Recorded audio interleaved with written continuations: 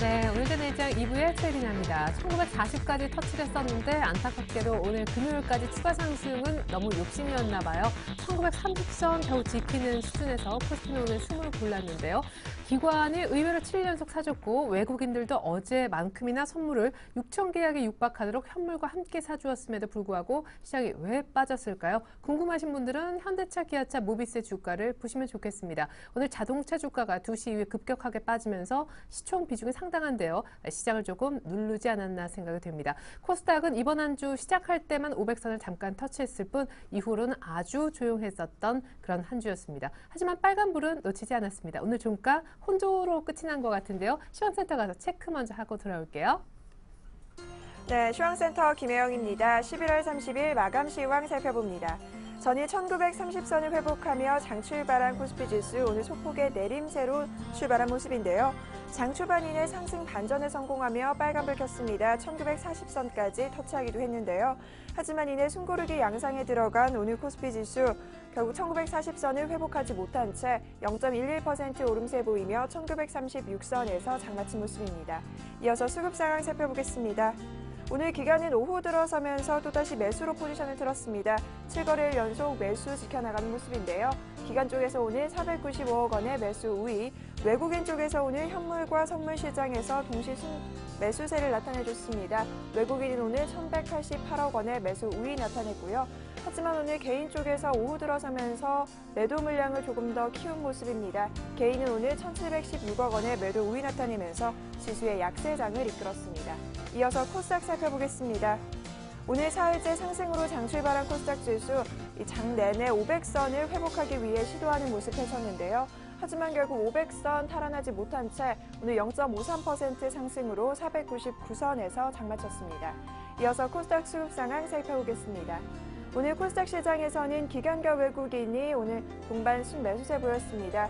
기관이 51억 원, 외국인이 82억 원의 매수 우위 나타냈고요. 개인 쪽에서 132억 원의 매도 물량 추이한 하루였습니다. 이어서 환율 살펴보겠습니다. 오늘 경제지표 호조의 소폭의 하락으로 장 출발한 환율, 미국의 재정 협상 타결 여부를 둘러싼 우려가 지속되고 있는 가운데 상승 반전을 장중 꾀하기도 했지만 오늘 환율 뚜렷한 움직임이 나타나진 않았는데요. 마감 종가입니다. 오늘 환율 1원 20전 내리면서 1,082원 90전에 장마쳤습니다. 이어서 코스피 시가총액 상위 종목 살펴봅니다. 대장주인 삼성전자가 0.57%의 내림세 보였습니다. 오늘 140만 6천 원의 종가 기록했고요. 현대차가 막판 들어 더 많이 빠진 모습입니다. 2%가 넘는 내림세 보였고요. 포스코만이 1% 이상의 상승 흐름, 현대모비스 역시 2%에 가까운 내림세 보이며 28만 5,500원의 종가 기록했고요. 기아차 역시 약 9합권에서 장마쳤습니다. 이어서 다음 장 살펴보겠습니다. 오늘 삼성생명과 한국전력은 강보합권에서 장마쳤습니다. 반면 SK하이닉스는 4%에 가까운 내림세 나타냈는데요. 오늘 SK하이닉스는 24,400원의 종가 기록했습니다. 이어서 코스닥 시가총액 상위 종목 살펴봅니다. 대장주 셀트리온이 오늘 2.56%의 오름세 보이며 26,000원의 종가 기록했습니다. 파라다이스 역시 2% 이상의 상승세 이어갔고요. CJ 오쇼핑과 SK 브로드밴드 역시 1% 이상의 오름세가 포착된 하루였습니다. 이어서 다음 장 살펴보겠습니다. CJ E&M은 오늘 강보합권에서 장마치며 28,150원에 GS홈쇼핑은 5.94%, 6%에 가까운 급등세 보이면서 오늘 14만 8천원의 종가 기록했습니다. SM도 오늘 5%가 넘는 상승 흐름 보여줬는데요. SM은 국회의 음원징수 규정 무력화 법안이 발의에 소식했다는 소식에 강세 흐름 보이면서 46,300원의 종가 기록했습니다. 이어서 오늘의 특징 업종 및 테마 업종 살펴보겠습니다. 건설주 주가가 외국인의 매수세에 힘입어 동반 오름세로 장마친 모습입니다.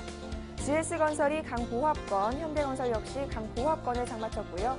현대산업 역시 3.50%, 4%에 가까운 오름세 보이며 27,700원의 종가 기록했습니다. 이어서 증권주 살펴보겠습니다. 오늘 코스피 지수가 상승장을 연출하자 증권주 역시 오름세를 보이는가 싶었지만 이내 약세로 돌아선 모습인데요. 삼성증권이 강보합권, 미래에셋증권은 약보합권에서 장마친 모습입니다. 이어서 우주항공주 살펴보겠습니다. 전일 나로 3차 발사가 또다시 미뤄지면서 우주항공 관련주 주가 오늘 급락세를 보이는 모습이었는데요. 한양 ENG와 비추로시스, 한양 디지텍까지 모두 하한가 나타냈고요. 세트랙I 역시 14% 이상의 급락세 보이면서 오늘 19,400원에 종가 기록했습니다. 이어서 중국 관련된 기업주 살펴보겠습니다. 국내에 상장된 중국 기업들이 실적 악화 등의 영향으로 오늘 줄줄이 약세장을 보였는데요. 중국 원양자원 같은 경우 전일에 부진한 실적을 발표하면서 오늘 하한가 기록했고요. 차이나 하오렌 역시 4%가 넘는 급락세, 차이나 그레이트와 웨이포트 역시 1% 이상의 내림세를 보인 하루였습니다. 이어서 SNS주 살펴보겠습니다. 대통령 선거운동이 본격 시작되면서 SNS를 통한 선거운동이 활발할 것이란 기대감에 장 초반 강세를 보였던 SNS주 막판 들어서면서 많이 빠진 모습인데요. 이루온이 3% 이상의 내림세 보였고요. 오늘 가비아가 3%에 가까운 내림세, 캔들미디어가 5% 이상의 상승세 보이며 장마친 모습입니다. 이어서 안철수 테마주 살펴보겠습니다. 안철수 전 대선 후보가 지난 26일 손학규 민주통합당 상임고문을 만났다는 소식이 전해지면서 오늘 강세 보인 하루였는데요. 안랩이 13.19% 급등세 보이며 45,900원에 오늘과 내일이 5% 이상의 상승 흐름이 이어갔고요. 써니전자와 우성사료 역시 4%에 가까운 오름세를 보인 하루였습니다. 이어서 오성 LST 살펴보겠습니다. 오성 LST가 연일 급락세를 연출했습니다. 오늘 하한가 나타내며 장마친 모습인데요. 출자 회사인 한국실리콘의 법정관리 신청 여파가 강하게 들어오면서 오늘 오성 LST는 1,615원에 종가 기록했습니다. 이어서 하림 살펴보겠습니다. 삼계탕을 미국에 수출할 수 있을 것이라는 기대감에 더불어 오늘 하림 강세장 보였는데요. 4% 이상의 오름세 보이며 2,580원에 종가 기록했습니다. 이어서 웅진홀딩스 살펴보겠습니다. 전일 3분기 부진한 실적을 발표한 웅진홀딩스 주가 오늘 급락세 보였습니다. 지난 19일부터 하루를 제외하고는 9거래일째 하락 흐름이 계속되고 있는데요. 오늘 7% 이상의 내림세 보이며 1,915원에 종가 기록했습니다. 이어서 삼양옵틱스 살펴보겠습니다. 삼양옵틱스가 손절회사인 이노지스의 영업 중단 소식으로 오늘 하한가로 떨어졌습니다. 지금까지 시황센터 김혜영이었습니다.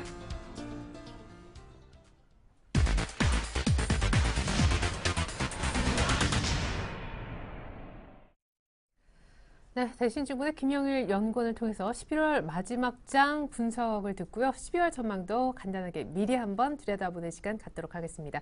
연구원님 안녕하세요. 예, 안녕하십니까. 네, 미국 재정절벽 우려도 좀 완화되고 그리스도 돈을 받고 하면서 이번 주 그래도 1930선까지 올라올 수가 있었는데요. 주말만 지나면 12월 장을 맞게 되잖아요. 월초 지표를 기대해 pom직하다고요?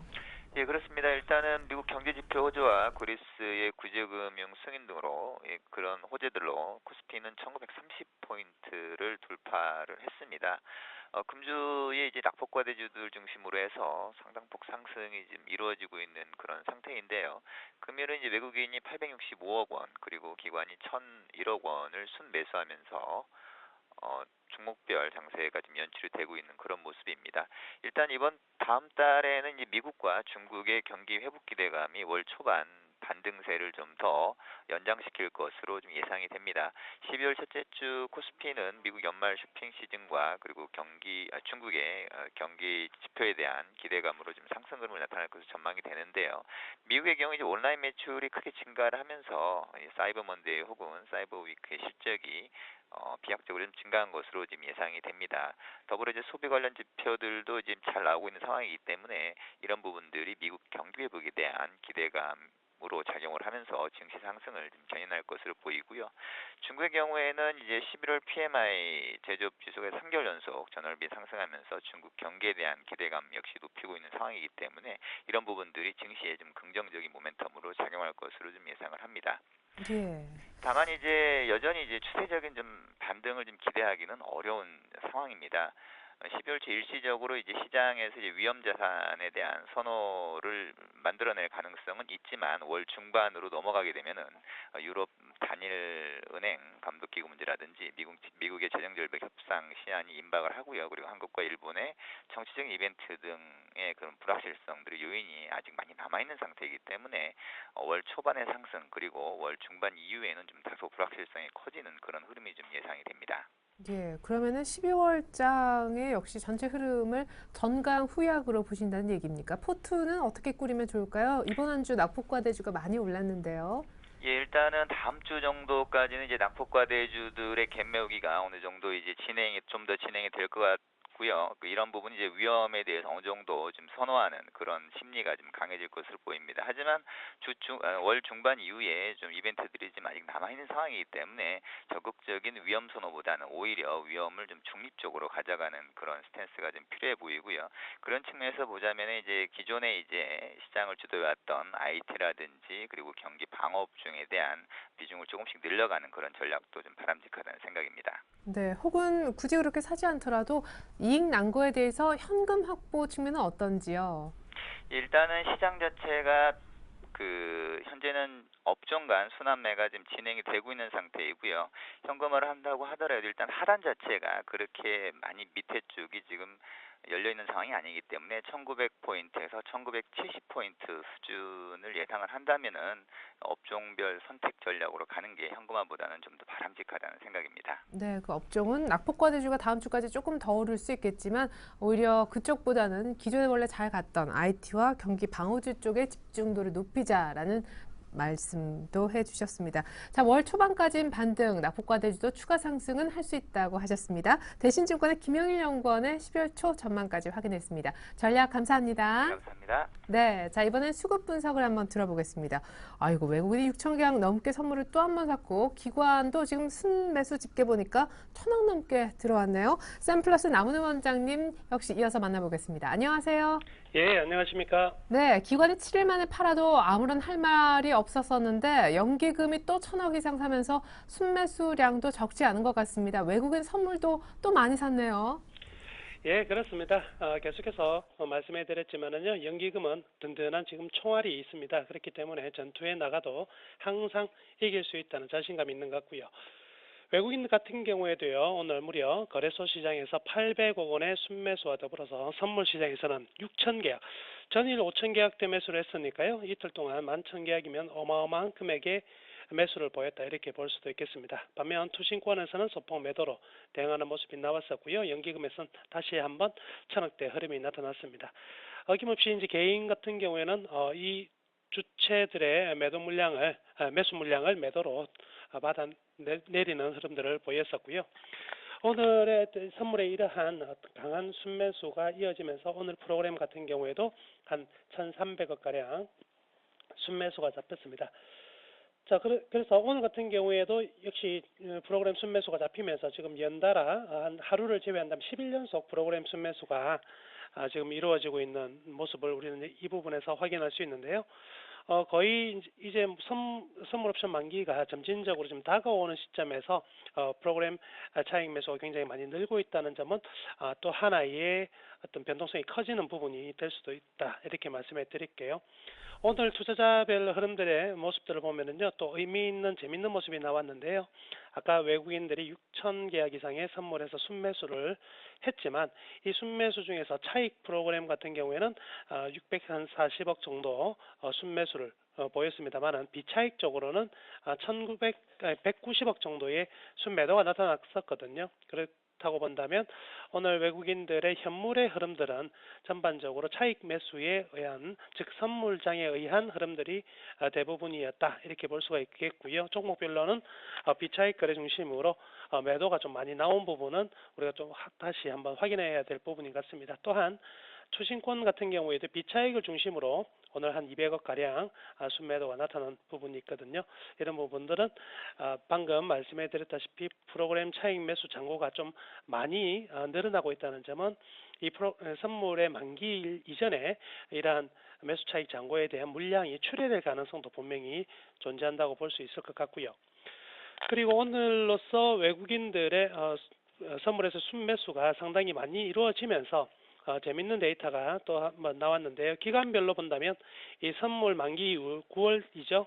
기간별로 본다면 9월 이후 오늘까지 선물이 최대 22,000계약 정도까지 순매도가 있었거든요.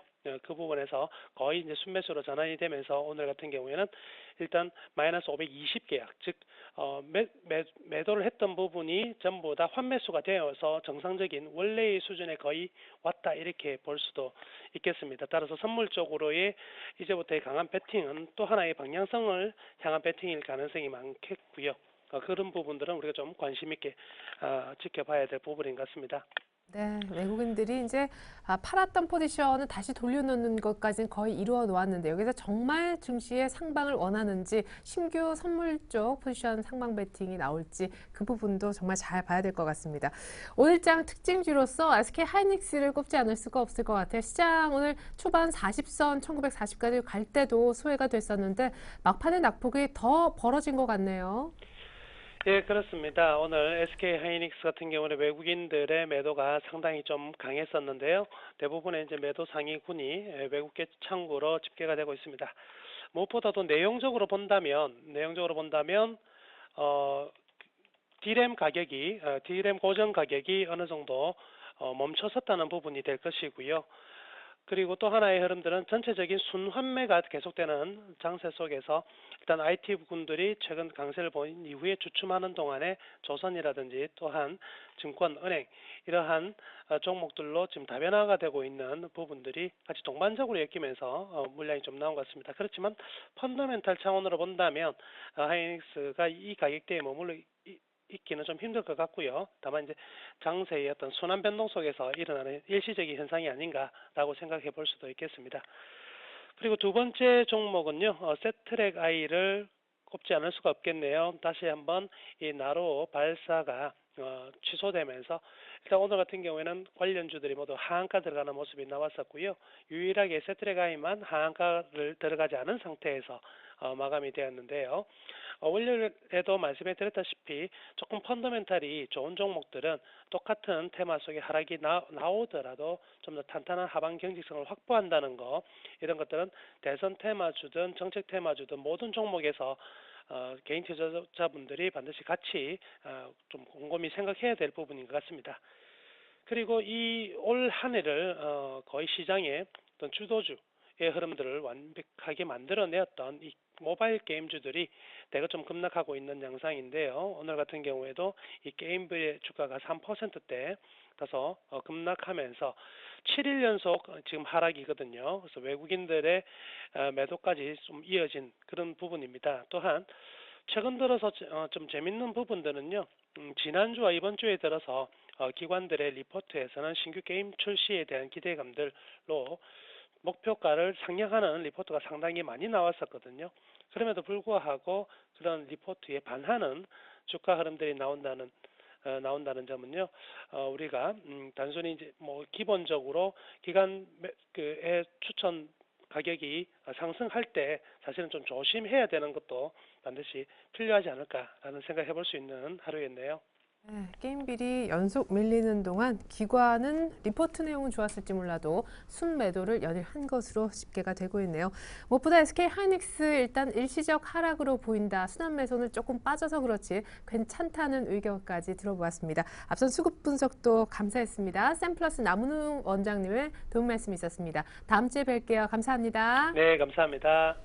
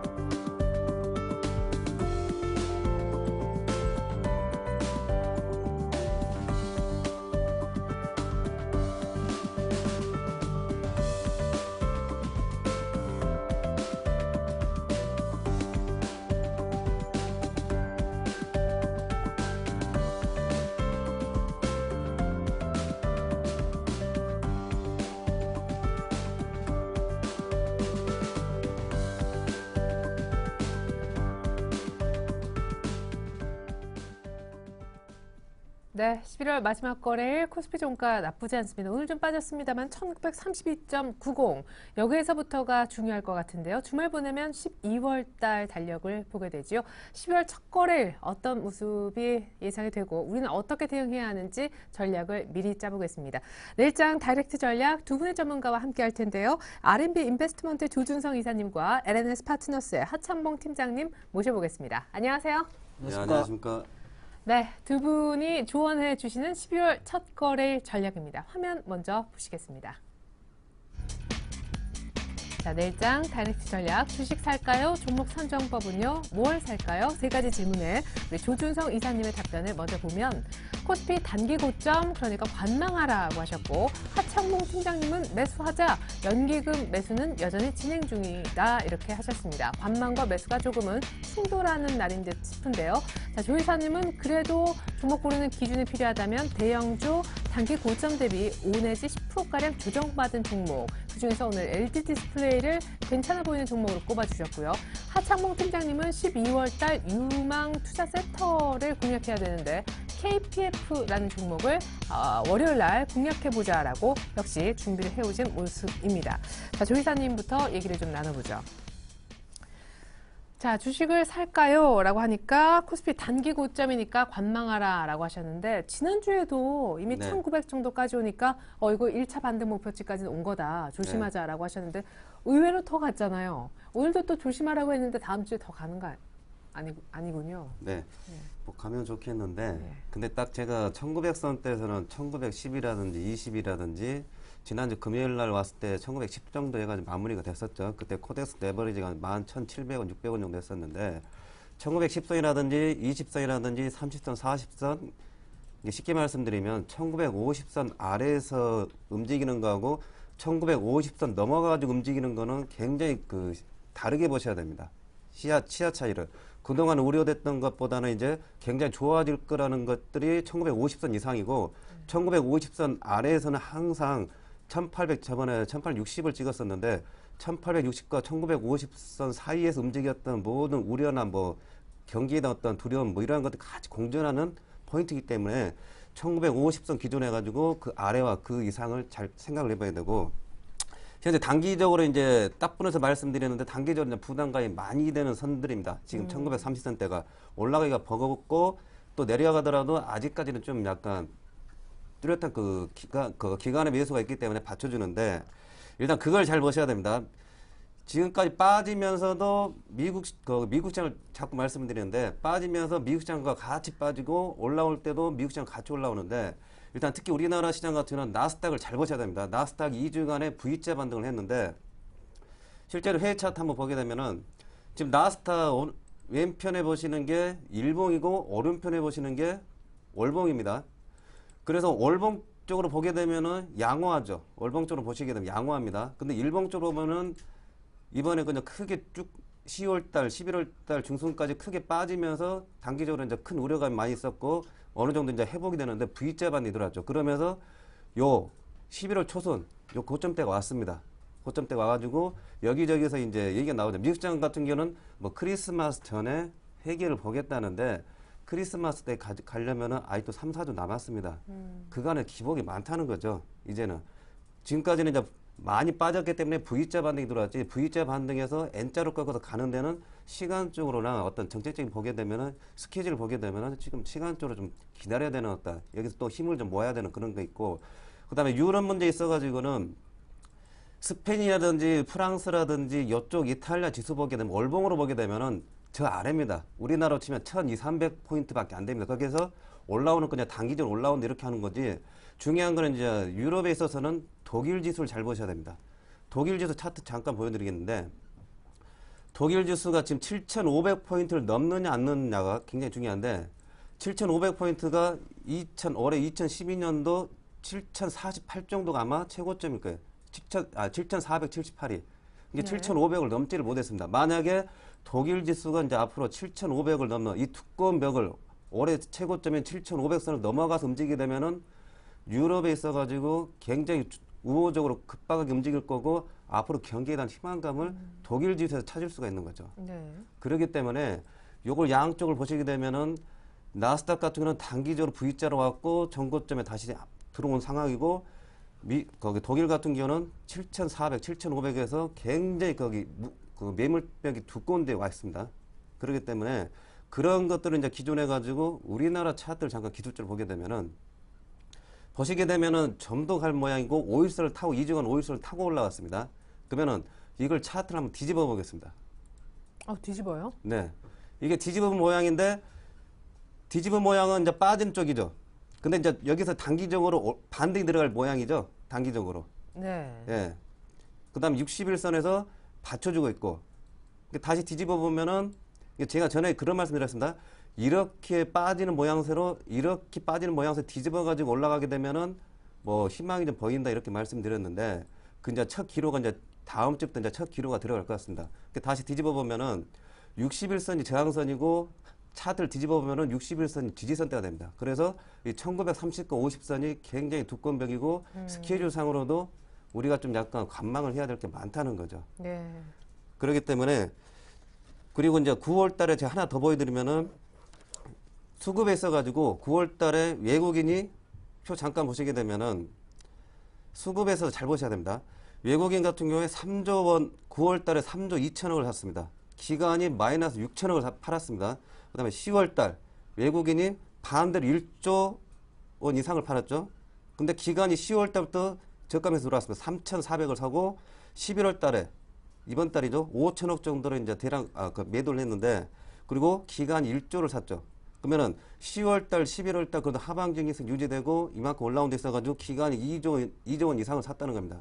그러면은 앞으로도 이런 추세로 가게 되면은 기간이 계속 탄압이 들어가야 되는데 기간도 그렇고 외국인도 그렇고 약간의 어떤 수급에 있어서 이제 그걸 봐야겠죠. 계속해서 이제 기간이 고점 매수 쪽으로 공격적으로 갈 건가를 좀 봐야 되는데 좌우지간 1930선과 50선 사이는 굉장히 두껍다는 거를 국제적인 어떤 다우지수라든지 나스닥 시장이라든지 독일 지수라든지 여러 가지를 보게 되면은 이게 다음 주부터 이제 굉장히 부담이 되는 이제 지수대라는 걸 이제 말씀을 드리는 겁니다. 네. 자, 해외처럼 뭔가 쉽게 올라가지 못하는 저항선에 맞닥뜨렸다라고 해주셨고 재료가 나올 때까지도 당분간 시간이 조금 빈다라는 얘기도 해주셨습니다. 일단은 관망을 좀 해보자. 하지만 우리 하창범 팀장님께서는 매수하자라고 하시면서 연기금 매수가 지금 진행 중이다라고 해주셨는데 이번 주 5거래일 동안 월화수목금 약 한 4번을 1,000억 이상씩 매일 사줬네요. 네, 오늘도 한 1,000억 사고 있죠. 네네. 그래서 시장에 대해서는 일단 연기금 수급이 좀 들어온 데 대해서 좀 점수를 주겠고요. 저도 좀 차트를 보면서 쉽게 좀 설명을 드리려고 그랬더니 조금 전에 조이사님이 너무 차트를 뒤집었다 말았다 해가지고 어지러워가지고 좀 차트는 안 보겠습니다. 아유, 그래도 보셔도 되는데 꼭 그렇게 반대로. 그럴까요? 잠깐만 짧게만 보겠습니다. 예. 차트가 제일 편하지 않겠습니까? 저는 짧게만 말씀드릴게요. 시장은 사실 어디까지 갈지 시장이 일부에서는 2,000포인트 이야기 하는 것 같은데 그건 사실 제가 보니까 좀 아니다는 말씀을 드리겠고 가장 중요한 건 하나 말씀드리겠습니다.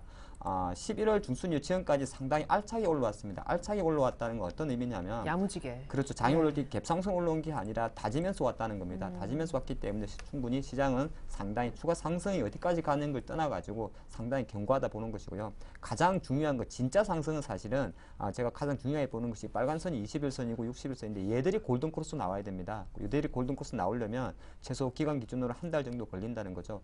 그런 관점에서 봤을 때는 앞으로 12월달 장 같은 경우는 역시나 지난달보다 약간 박스권 하단을 올린 어떤 상승장이기 때문에 지수 변동폭이 크지 않을 것이다. 그렇게 봤을 때는 주식을 사도 된다는 말씀드리겠고요. 수급 이야기만 짧게 말씀드리면 연기금 어쩔 수가 없습니다. 뭐 지난달에 1조 7억 샀기 때문에 또 이제는 안 샀을 거예요. 그건 아닌 것 같습니다. 제가 보니까 계속 살 겁니다. 지금 연기금이었던 최근 수급 흐름 한 6개월치를 보고 있는데요.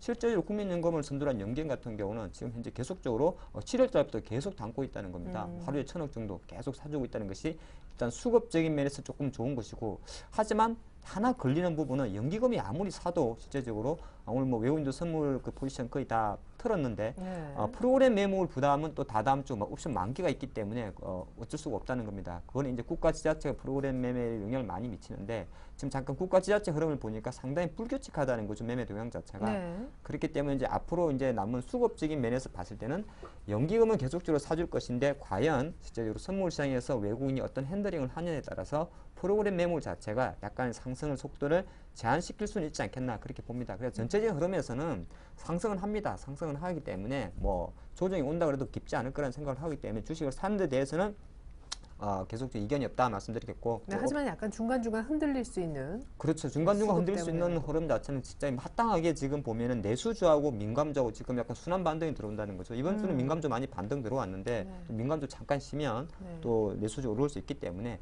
일단 그 짧은 등락이 좀 앞으로도 계속되지 않을까 보겠습니다. 네, 근데 그 부분 조금 더 여쭤보죠. 그 얘기 듣고 종목 선정법으로 본격적인 얘기 들어가 보겠습니다.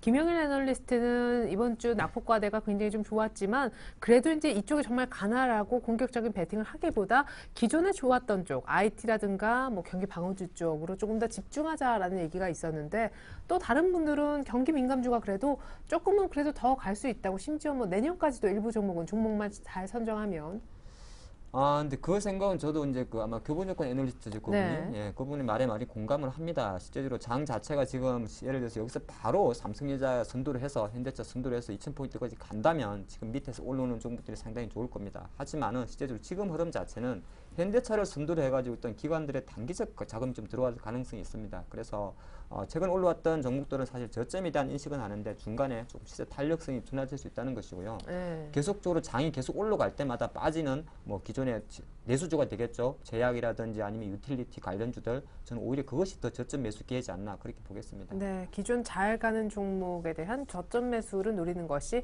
더 낫겠다. 예, 이런 얘기를 들어보았는데요.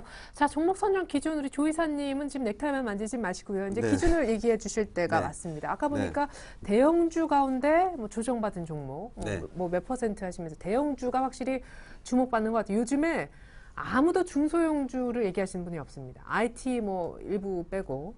요즘에 보게 되면은 패턴들이 빠르게 변하는 것 같습니다. 이게 뭐 IT 게임 뭐 해가지고 다시 뭐 전자하고 나서 이제는 소외되는 종목 쪽으로 해가지고 네네. 안 움직였던 종목들이 이제 움직이면서 굉장히 발빠르게 움직이는 것 같고 일단은 1930선대에서 아까 제가 월봉을 말씀드렸는데 힘이 12월 달까지 해가지고 빠지면은 사는 쪽으로 생각을 해야 돼. 왜냐하면은 급락은 없을 겁니다. 12월 달에 월봉 자체적으로 추세가 꺾이는 걸 이제 확인하려면 이제 1월 달, 2월 달 봐야겠는데 일봉상으로는 이번에 11월 달 중순 2주 전에 해가지고 굉장히 1860 내려가면 굉장히 놀랬었는데 그래도 월봉상 보기에도 안정권을 주기 때문에 이제는 이제 고점 대비해가지고 순환 패턴이 이제 많이 돌았습니다. 근데 선두그룹 IT입니다. IT. 네. IT고 지금 움직이는 종목들은 앞으로에 대한 기대감이고 고점 대비해서 인간 쪽으로 너무 많이 빠졌습니다. 굉장히 예, 너무 많이 그렇죠. 빠졌습니다. 예. 심하게 빠졌고 뭐 순이익이 뭐 호남수기 기준해가지고 1조 원씩 벌던 회사가 이제 5,000원 반토막 났는데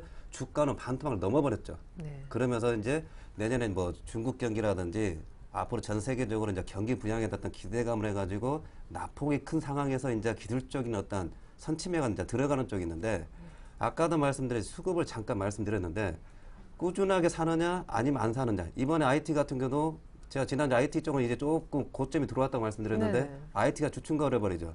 근데 수급에서 딱 보니까 사돈 쪽에서 이제 팔아버리고 있죠. 네. 팔고 있는데 계속 팔게 되면은 뭐 단기적으로 이제 조정을 받을 수 있는데 이런 선도 그룹은 그냥 바로 꺾이는 게 아닙니다.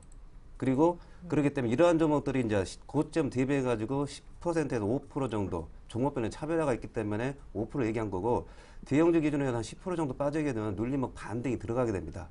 이게 지금 같은 경우에 지난주에 만약에 삼성전자라든지 제가 IT 쪽을 말씀드린 LG 디스플레이라든지 SK 하이닉스 들어가면 바로 물 먹는 거죠. 그러면 다음 주에 지금까지 이번 주에 반등이 강했던 거 삼성엔지니어 뭐 대림산업 뭐 이런 조선주 쪽 들어가게 되면은 이번 주 양상이 IT 나왔던 것들을 다음 주 이쪽으로 또 갈 수도 있는 거죠. 순환매니까 한 주 좋고 순환매니까. 또 그 다음 예. 또 나쁘고. 예. 그렇기 때문에 이런 양상들 잘 생각해 가지고 대신에 이제 고점 대비해 가지고 기준선을 잡아 가지고 움직이자는 거죠. 왜냐하면은 월봉이 살아있기 때문에 지그재그가 있습니다. 위에서 지그재그 파동에서도 하단 공격하고 상단에서 단기적으로 이제 이익 실현을 해보는 거죠. 아직까지는 종합주가 지수가 이제 올라는 왔는데 제가 관망사면서 단기적인 매매를 많이 유도를 했습니다. 그 패턴들 나름대로 뭐 괜찮게 나왔고 지금 약간 좀 주춤거리는데 패턴이 약간씩 바뀐 느낌이지만 그래도 전략에 있어서는 그런 기술적 매매가 계속 유효하다는 거. 네. 왜냐하면 선두그룹이기 때문에. 네. 그러면은 실내를 들어가지고 한번 보여드리겠습니다. 네, 종목들이 한 6개 정도 보여지네요. 네. 예. 일단 현대건설을 한번 보겠는데 현대건설 좀 다르죠.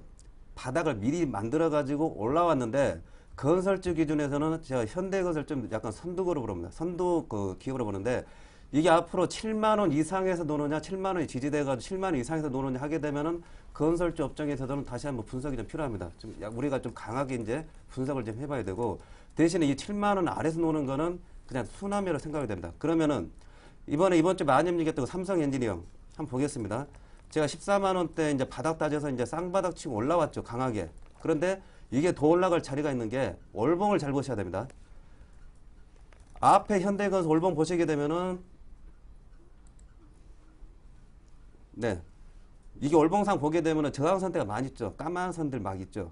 이게 자꾸 이 꼴이 나오는 거고 삼성 엔지니어링 보게 되면은 월봉상 지나가 쭉 빠져가지고 너무 많이 빠졌죠. 그러면서 월봉에 대한 어떤 첫 번째 이 5개월짜리 그 저항선이 17만 4천 원입니다.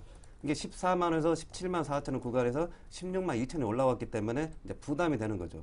그럼 예를 들어서 이러한 종목이 16만 원 기준해 가지고 15만 원 언저리 이제 들어오게 되면 또 다시 한번 또 15만 원과 16만 원 사이.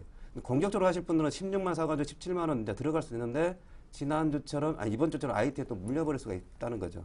그렇기 때문에 좀 기다렸다가 15만 원권 들어오게 되면 안전빵이고 16만 원 선대는 이제 공격적이냐 아니면 방어적이냐 이런 차원 이제 기준이 나눠지는 거죠. 네. 이제 하나 더 보면은 조선주복에서는 삼성중공업인데 그나마 실적이 좀 받쳐주고 있는데 삼성주 월봉 보시게 되면 이제 까만 선대 받쳐져 있죠. 그렇기 때문에 일봉상 보게 되면은 이제 힘이 뭐 일봉상도 그런데 월봉상 보게 되면은 까만 선 받치고 있습니다. 그냥 저항선대가 부담이 되는 거죠. 근데 이러한 종목들이 뭐 눌림목 들어오게 되면 35,000원 이하 들어오면 좀 안정빵이라는 거죠. 35,000원 들어오면 37,000원 내지 뭐 36,000원 이상에서 이 정도 게임이어도 5% 정도 아니면은 한 7, 8% 게임이 나오는 거죠. 단기적으로.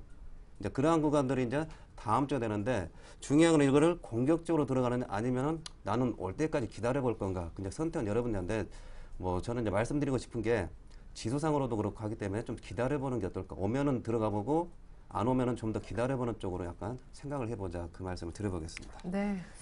자, 대형주 단기 고점 대비 조금 빠졌다 싶은 종목을 공격적으로 사기보다 우리 조 이사님은 몇 가지 사례를 드시면서 좀 적당하게 충분히 쌀 때, 충분히 조정을 줬다 싶을 때 확실하게 빠르게 이제 수익을 보고 나오는 그런 전략을 얘기를 해주셨습니다.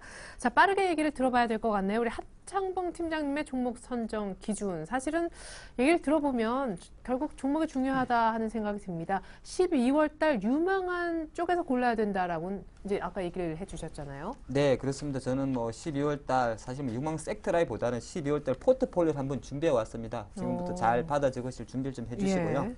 이제 만약에 낙폭 과대 큰 주식을 좀 생각한다, 그러니까 밑에서 올라오는 종목을 좀 생각한다 그러면 크게 대형주에서는 조금 전에 말씀하셨듯이 저는 삼성중공업이 좀 매력 있지 않나 보겠습니다. 사실 뭐 다른 여타 조선사보다 그래도 올해 기준으로만 봤을 때 수준 목표치를 채운 회사는 거의 삼성중공업밖에 없습니다. 그런 관점에서 최근에 어떤 시장 화두 자체가 유럽 이슈는 거의 뭐 시장에 안 나올 정도로 많이 자그러들기 때문에 기술적 반대 연장선상에서 보면 사실 삼성중공업이 좀 매력 있지 않나. 대신 상승 속도 수익률은 조금 낮을 수가 있기 때문에 베팅 금액은 좀 많이 들어가도 되겠죠. 좀 그렇게 보시는 것이고요. 또 하나 이제 밑에서 올라오는 종목 중에서 과연 좀 가벼운 종목 나는 것도 한번 하고 싶다 그러시면은 저는 자동차 부품주에 좀 관심이 가네요. 왜 그러냐면 다음 주 월요일 정도 발표됩니다. 11월 달 현대차, 기아차, 북미 자동차 판매 동향이 발표되면 실제적으로 그것 때문에 잠깐 조정을 볼 수 있는데 그런 관점에서 보면 사실은 현대 기아차가 현대차가 22만 원, 23만 원 박스권에서 크게 벗어나지 않을 가능성이 많다는 겁니다. 그렇게 봤을 때는 오히려 완성차 때문에 많이 빠진 부품업체들이 너무 헐값이었지 않나 그렇게 봅니다. 대표적인 그런 부품업체 중에서 화신이라는 종목이 있는데 한 만 원 정도 하기 때문에 주머니가 조금 가볍다기보다는 싼 주식을 좋아하시는 분이라면 바닥권에서 올라오는 종목 중에는 화신도 포트에 한번 넣어보는 전략이 어떨까 싶습니다. 지금 제가 드리는 말씀은 특별히 매수 가격을 정해드리지 않습니다. 바로 그냥 현재 가격이 거의 매수가라 생각하시면서 12월 포트 좀 고려하시고요. 그게 아니다. 역시나 그래도 하 팀장은 방어주 생각하니까 방어주 중에서 뭘 하나 골라볼까 그러면 저는 사실 가스공사가 78,400원 정도 내려왔는데 여기서 바로 내려갈 것 같지는 않습니다. 물론 뭐 셰일가스에 대한 이야기 아직까지 조금 장밋빛 이야기도 잠깐 나오고 있습니다만은 흐름 자체는 한 번에 꺾이지 않는다는 거죠. 그래서 내수 방어주 관점에서는 대형주 중에서는 역시나 조금 무거워 보이지만은 무겁지 않은 한국가스공사와 그리고 내년에 아마 제가 판단할 때는 무조건 담배값 올립니다. 올릴 가능성이 상당히 많기 때문에 KTNG 지금 85,700원 정도에서 조금 있는데 사실 KTNG는 지금 담배값 인상 이야기보다는 사실 그 배당 메리트로 좀 들어갔다가 네. 일부 차이 나와서 빠진 건데 실제 오히려 그것 때문에 사실 빠질 때마다 내년 담배값 인상 관련해서 성장성으로 본다면 KTNG 주가 좀 매력적이다 말씀드리겠고요. 자, 이제 다 아는 주식은 됐고 좀 작은 주식 가르쳐 달라 그래서 제가 또 준비를 해왔죠. 두 개 종목이 있는데 첫 번째는 바로 잉크텍 겁니다.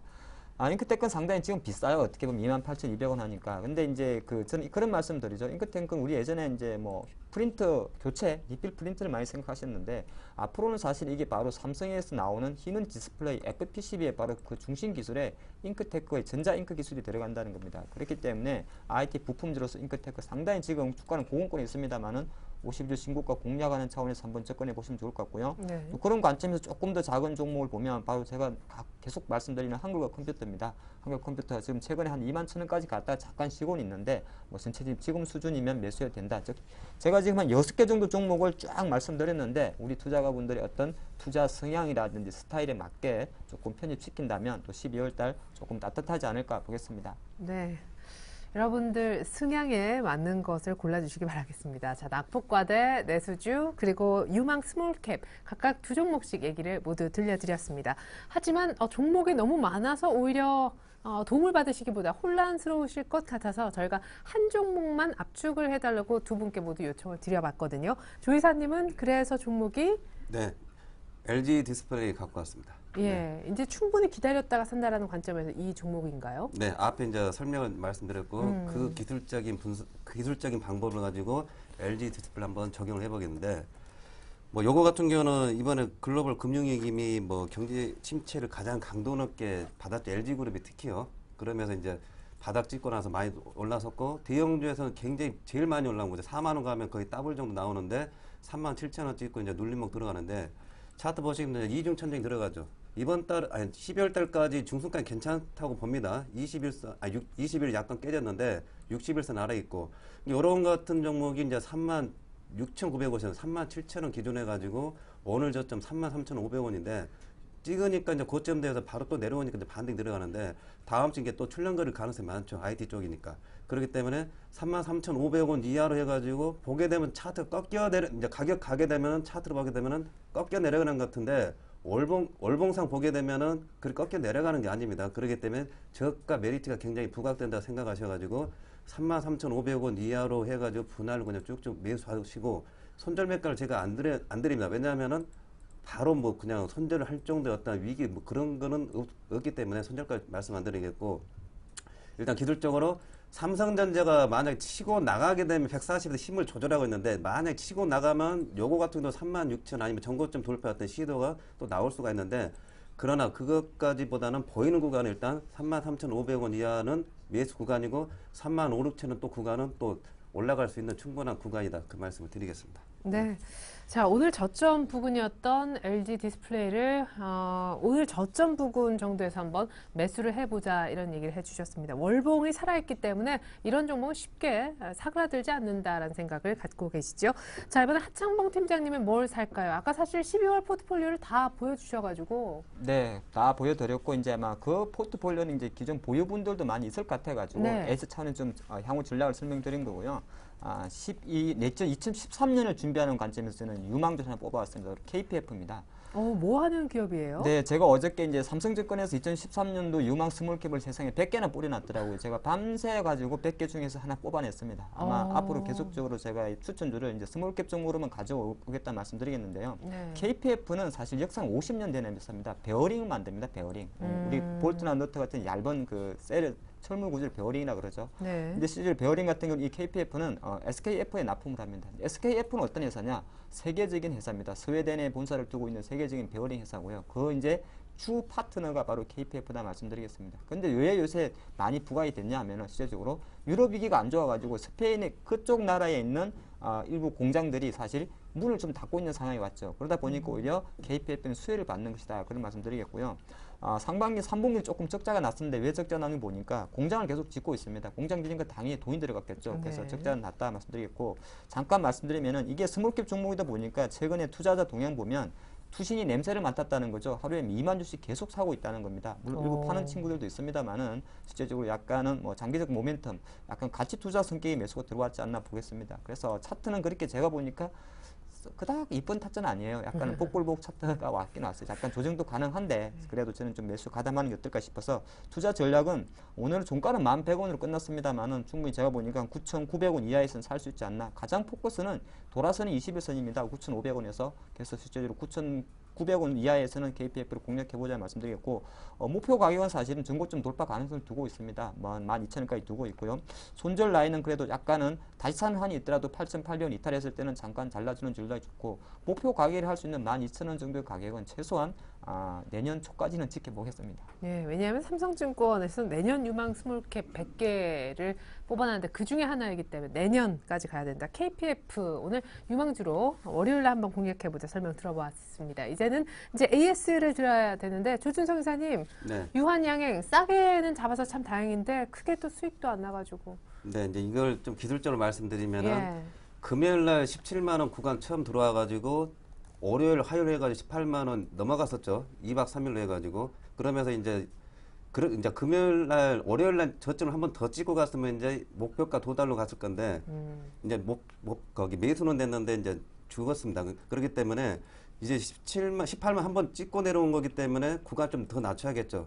왜냐하면 17만 원 처음 들어왔기 때문에 제가 이제 말씀드렸는데 월요일 화요일 올라갔습니다. 그러면 요거 같은 거는 아직 이제 여력이 있습니다. 17만 1,000원 제가 말씀드렸는데 17만 2, 3천 또 올라갑니다. 그러면 한번 뭐 수수료 남겨놓고 나온 다음에 뭐 16만 원 초반대라든지 아니면 17만 원대가 이렇게 돌리는 걸 이제 봐야겠죠. 5일선을 이겨내는가. 그렇기 때문에 일단은 좀 나와가지고 다시 감망하죠. 근데 대신에 뭐 손절매할 필요 없이 17만 2, 3천원 뭐 수수료 나올 것 같습니다. 네, 알겠습니다. 자, 유한양의 목표가를 조금 낮추면서 대신 좀 샀다 팔았다를 반복해 보시면 좋을 것 같습니다. 이번에는 SBS, 사실 낙폭과대된 종목 공략했던 것이었는데 아주 지금 공략이 잘 된 것 같아요. 21선도 뚫고요. 네, 그렇습니다. 뭐 2013도 역시나 방송 콘텐츠 비중에 많이 포커스를 두자. 그리고 SBS가 3분기에 많이 빠졌던 거는 뭐 3분기 실적이 워낙 안 좋기 때문인데 그런 주가에 반영됐다 보는 것이고요. 사실 드라마 부분에서 조금 히트 쳐주면 됩니다. 우리 SBS 주식 갖고 계신 분들은 다음 주부터 누구죠? 문근영이 나오는 청담동 앨리스가 SBS 드라마 나옵니다. 그거 꼭 보셔가지고 시청률 올려준다면 SBS의 주가도 올라가지 않을까 제가 농담삼아 말씀드리겠고요. 중요한 거는 바닥에 대한 어떤 바닥은 좀 확신했다 좀 볼 수 있기 때문에 신규 매수 만약에 가담 못하신 분도 아직 여유는 있기 때문에 조금 조정 보일 때마다 매수하는 건 어떨까 싶습니다. 네, 좋습니다. SBS AS까지 챙겨드렸습니다. 두 분이 얘기하시는 내일장 다이렉트 전략입니다.